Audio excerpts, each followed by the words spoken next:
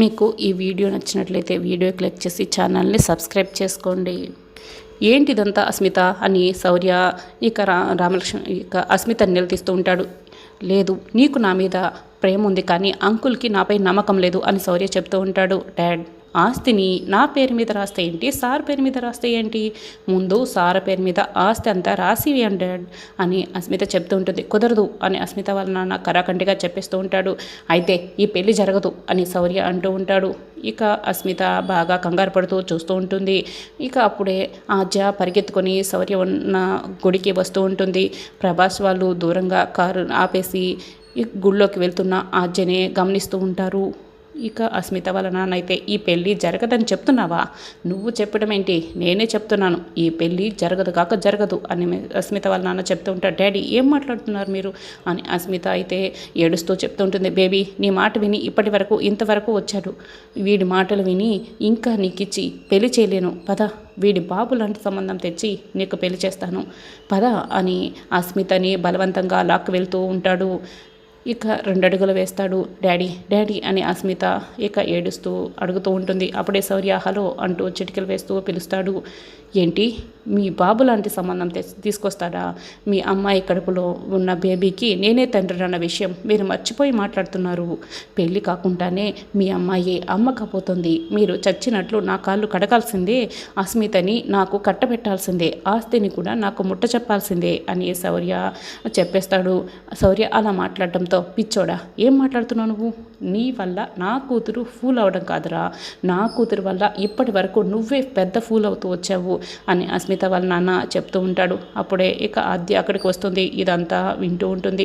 ముందు నుంచి నువ్వన్నా నీ ప్రేయసి రామలక్ష్మి అన్న నా కూతురికి కోపం, ద్వేషం, ఆ ద్వేషంతోనే నువ్వు రిజెక్ట్ చేసిన నా ఇన్ఫ్లుయెన్స్తో స్టేట్ టీమ్కి సెలెక్ట్ అయ్యింది, అది ఓర్వలేక నా బేబీని ఆ రామలక్ష్మి కొట్టింది అని అస్మిత వాళ్ళ నాన్న చెప్తూ ఉంటాడు. డాడీ మాట్లాడకండి అని అస్మిత ఇక అడ్డుగా పడుతూ ఉంటుంది. అయినా కూడా అస్మిత వాళ్ళ నాన్న అదేది పట్టించుకోకుండా నిజాలనే బయటపెడుతూ ఉంటాడు. తన బ్రతుకుపై కొట్టాలనే డైమండ్ నెక్లెస్తో నా బేబీ ఈ గేమ్నంతా కూడా స్టార్ట్ చేసింది, ఆ నెక్లెస్ని అడ్డు పెట్టుకుని నిన్ను గెస్ట్ హౌస్లో పార్టీకి అటెండ్ అయ్యేలా చేసింది అని అస్మిత వాళ్ళ నాన్న ఇక జరిగిందంతా చెప్తూ ఉంటాడు. డాడీ మాట్లాడకండి ప్లీజ్ అని అస్మిత బతిమలాడుకుంటుంటుంది.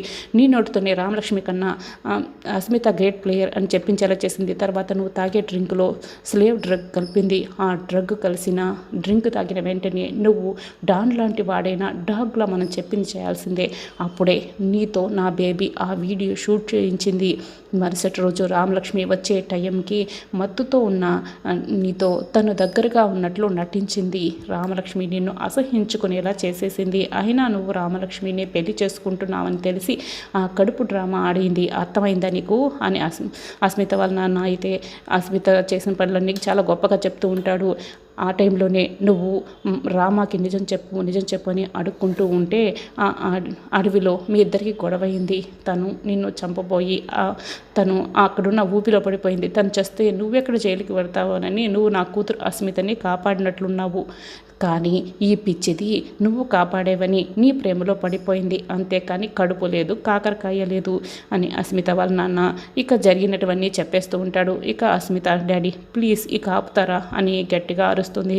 సార్, మీరు మా డాడీ మాటలేవి పట్టించుకోకండి, అసలు ఫీల్ అవ్వకండి, ఇప్పుడు నేను కడుపుతో ఉండడం అనేది నిజం కాదు, నిజమే నేను కడుపుతో లేను, కానీ నేను మిమ్మల్ని ప్రేమిస్తున్నాను అన్నది మాత్రం నిజం సార్, ఇప్పటికీ కూడా నేను మిమ్మల్ని ప్రేమిస్తున్నాను sir, I love you sir, రండి సార్ మనం పెళ్లి చేసుకుందాం అని అస్మిత అయితే శౌర్య చేపట్టుకొని లాగుతూ ఉంటుంది. శౌర్య ఇక అస్మిత చేతిని విదిలించుకుంటాడు. అస్మిత చెంపపై ఒకటి కొడతాడు. ఆద్య కూడా ఇది ఎంత చూస్తూ షాక్ అయి వింటూ ఉంటుంది. I hate you so much అని శౌర్య అంటాడు. రే, నా కూతుర్ని నా కళ్ళ ముందరే కొడతావా అని అస్మిత వాళ్ళ నాన్న శౌర్య షర్ట్ పట్టుకుంటాడు. అప్పుడే వెంటనే శౌర్య అతని చేతుల్ని అడ్డుపట్టుకుంటాడు, అతని చెంపపై కొడతాడు. అప్పుడే అస్మిత అయితే చాలా గట్టిగా అరుస్తుంది. శౌర్య సార్, స్టాప్ ఇట్, ఆస్తి ఇవ్వనందుకు ఇంత చేస్తారా అని అరుస్తూ ఉంటుంది. నోరు మొయ్యవే, ఎవరికి కావాలి నీ ఆస్తి, నాకు కావాల్సింది నిజం, అడ్డమైన కుట్రలు చేసి నాకు రామలక్ష్మికి మధ్య మంట పెట్టావు కదా, వాటి తాలూకు నిజాలు కావాలి నాకు, ఆ నిజం కోసమే నిన్ను పెళ్లి చేసుకుంటానని అబద్ధమాడి ఇక్కడి వరకు తీసుకొచ్చాను. నువ్వు చేసిన చెత్త పనులన్నింటినీ కూడా నీ నోటితోనే బయట పెట్టించాను అని శౌర్య అంటాడు. అంటే మీరు నన్ను పెళ్లి చేసుకుంటానని చెప్పిందంతా అబద్ధమా అని అస్మిత అంటూ ఉంటుంది. అబద్ధమే. నువ్వు 10 జన్మలు ఎత్తినా అది నిజమవుతూ. నేను రామలక్ష్మిని ఈ జన్మకే కాదు 10 జన్మలు ఎత్తినా కూడా రామలక్ష్మినే ప్రేమిస్తాను, రామలక్ష్మినే పెళ్లి చేసుకుంటాను. అంత ప్రేమ నాకు రామలక్ష్మి అంటే అని శౌర్య సార్ చెప్తూ ఉంటాడు. ఇక వేలు చూపిస్తూ వార్నింగ్ ఇస్తాడు.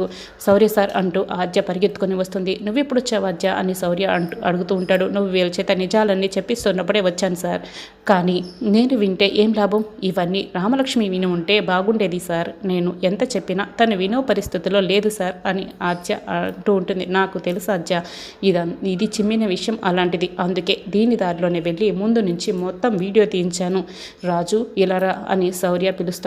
రాజు అని అతను ఇక మొబైల్ తీసుకొని శౌర్య ఇదిగో మొత్తం వీడియో తీసేశాను, మొత్తం వీడియో ఉంది అని ఇస్తాడు. ఇక ఆ వీడియో మొత్తం చెక్ చేస్తాడు. చాలా థ్యాంక్స్ రాజు అని శౌర్య అంటాడు.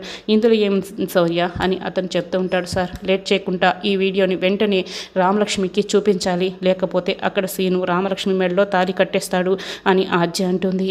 అవును, దీని సంగతి తర్వాత చూద్దాం, ముందు రామలక్ష్మి పెళ్ళి ఆపాలి పద ఆద్య అని శౌర్య ఆద్య ఇద్దరు కూడా ఇక కంగారుగా బయలుదేరి వస్తూ ఉంటారు. గుళ్ళోకి వెళ్ళిన ఆద్య ఇంకా రాలేదేంటి, ఈ మనుషుల్ని లోపలికి పంపించు, ఏం జరుగుతుందని శేషు అంటూ ఉంటాడు. అప్పుడే ఆద్య శౌర్య ఇద్దరు ఇక స్టెప్స్కి వస్తూ ఉంటారు. అదిగో సార్ వస్తున్నారు అని ప్రభాస్ చూపిస్తూ ఉంటాడు. పక్కన వాడెవడు అని శేషు అడుగుతూ ఉంటాడు.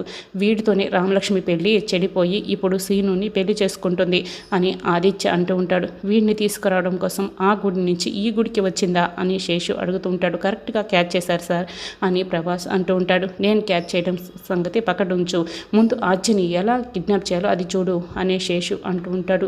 శౌర్య ఇక డ్రైవ్ చేస్తూ ఉంటాడు. ఆద్య పక్క సీట్లోనే కూర్చొని ఉంటుంది. ఇక వీళ్ళ కార్ని శేషు ప్రకాష్ వాళ్ళు ఫాలో అవుతూ ఉంటారు. అప్పుడే సీను రామలక్ష్మి ఇద్దరు కూడా పెళ్లి పెట్టెలపై కూర్చుంటారు. పంతులు గారు వచ్చుంటారు. ఆయన మంత్రాలు చదువుతూ ఉంటారు. తాళి కట్టిన ఆయన అని తాళుని సీను చేతికి ఇస్తూ ఉంటాడు. సీను తాళి కట్టుతూ ఉంటాడు. అప్పుడే ఆద్య అక్కడికి వస్తుంది. ఆపండి అని అరుస్తుంది. ఇక ఒక్కసారిగా సీను తాళి కట్టడం ఆపేసి ఇంకా ఆద్య వైపే అందరూ షాక్ అయి చూస్తూ ఉంటారు. అక్షింతలు చల్లబోతున్న జానకి రఘురామ్ కూడా అందరూ షాక్ అయి అలాగే చూస్తూ అలాగే ఉంటారు. ఇక శౌర్య వైపు ఆద్య వైపు అలాగే చూస్తూ ఉంటారు. ఏమైందని పద్మ అడుగుతూ ఉంటుంది. ఈ పెళ్లి జరగకూడదు అత్తయ్య అని ఆద్య అంటూ ఉంటుంది. ఎందుకు జరగకూడదే, నా కొడుకుని నువ్వు పెళ్లి చేసుకోవటానికా అని పద్మ అరుస్తూ ఉంటుంది. కాదత్తయ్య, రామలక్ష్మిని ఈ శౌర్య సార్ పెళ్లి చేసుకోవడానికి అని ఆద్య అంటుంది. అవునా, అబ్బబ్బబ్బా అని పద్మ గట్టిగా అరుస్తుంటుంది. అన్నయ్య వదిన శివరాం అందరూ చూడండి, ఇది ఏం మాట్లాడుతుందో చూడండి అని, నా కొడుకు దీనికి కావాలి, అందుకని ఈ పెళ్ళి ఆగాలి, డైరెక్ట్గా ఇది పెళ్ళి ఆపితే దీని మీదకి వస్తుందని ఇదిగో వీడిని తీసుకొచ్చి ఈ పెళ్ళి ఆపాలని ట్రై చేస్తోంది, ఇది పెద్ద ఎత్తు వేసుకొని వీడిని తీసుకొచ్చి ఆపాలని చూస్తుంది అని పద్మ అరుస్తూ ఉంటుంది. అపార్థం చేసుకొని మాట్లాడుకుంది అత్తయ్య అని ఆద్య అంటూ ఉంటుంది. నిన్ను బాగా అర్థం చేసుకొని మాట్లాడుతున్నాను, మా వాళ్ళే నిన్ను ఇంకా అర్థం చేసుకోలేదు, నువ్వు అమెరికా పాము అని తెలియక అయోధ్యలంక పాలు పోసి మరీ నిన్ను మేపుతున్నారు, ఇప్పుడు వచ్చి నీ నిజస్వరూపం బయటపెట్టి రామలక్ష్మి జీవితం మీదే విషం చెమ్ముతున్నావు కదా, వీళ్ళు అర్థం చేసుకుంటారులే, ఏం వదినా అని పద్మ అడుగుతూ ఉంటుంది. అత్తయ్య మీ కాళ్ళు పట్టుకుంటాను, కాస్త నిజం చెప్పనిస్తారా అని ఆద్య అడుగుతూ ఉంటుంది. ఏంటా నిజం అని పద్మ అడుగుతూ ఉంటుంది. పద్మ కాస్త ఆగుతావా ఆద్య, ఏంటా నిజం అని రఘురామ్ అడుగుతూ ఉంటాడు. పెదనాన్న, రామలక్ష్మి ఇష్టపూర్వకంగా ఈ పెళ్లికి అంగీకరించలేదు, శౌర్య సార్ మీద కోపంతోనే ఈ పెళ్లికి ఒప్పుకుంది అని ఆద్య అంటూ ఉంటుంది. ఇదేనా నిజం అని రఘురామ్ అంటూ ఉంటాడు. ఇదంతా అందరికీ తెలిసిన విషయమే కదా ఆద్య, శౌర్య వాళ్ళు ఇల్లరికానికి ఒప్పుకోలేదని వాళ్ళే ఈ సంబంధం తెగతెంపులు చేసుకువెళ్ళిన విషయం అందరికీ తెలుసు కదా అని జానకి కూడా అడుగుతూ ఉంటుంది.